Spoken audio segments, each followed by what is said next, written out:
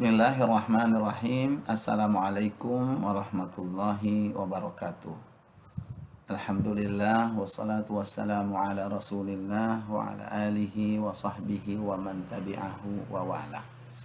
Saudara-saudaraku sekalian yang berbahagia, pernahkah kita mengkontrol, mengecek selama ini aktivitas sehari-hari kita itu kita lakukan apa yang menjadi faktor pendorongnya?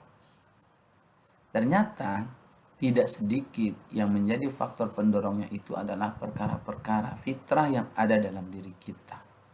Yaitu karena kebutuhan, karena kecintaan, karena keinginan, karena emosi, dan seterusnya.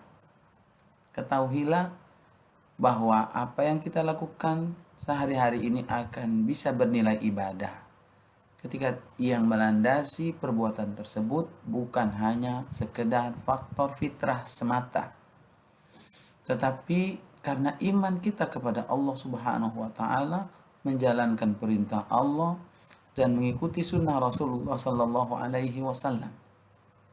Dan ternyata melalui ibadah puasa Ramadan ini Allah ingin melatih kita menundukkan setidaknya 4 fitrah yang ada dalam diri kita yang sering mempengaruhi perilaku kita.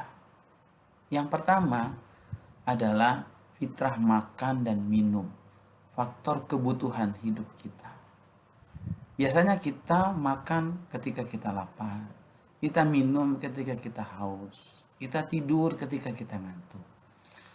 Maka melalui ibadah puasa ini Allah ingin menjadikan makan dan minum kita bukan semata-mata karena lapar dan haus saja, tetapi lebih mulia, lebih tinggi dari itu, yaitu karena menjalankan perintah Allah, mengikuti sunnah Nabi Sallallahu Alaihi Wasallam. Lihatlah orang yang berpuasa di waktu sahur, saat itu bukankah selera makan kita sedang rendah, sedang turun, tetapi Allah Subhanahu wa Ta'ala dan Rasulnya menyiapkan ada barokah bagi orang yang makan sahur.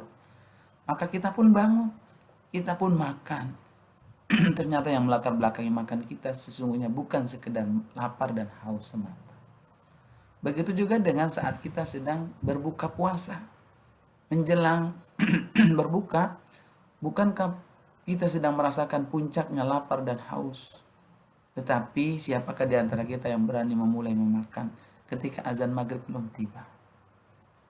Maka sesungguhnya sekali lagi, makan dan minum kita itu bukan sekedar karena lapar dan haus, tetapi adalah mencari barokah dari Allah Subhanahu wa Ta'ala, melaksanakan sunnah Rasulullah Sallallahu Alaihi Wasallam.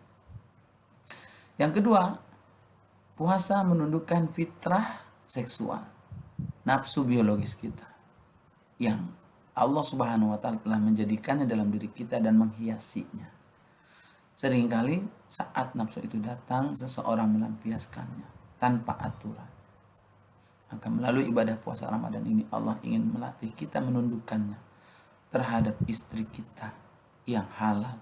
Maka menjadi tidak boleh ketika di siang hari di bulan Ramadan.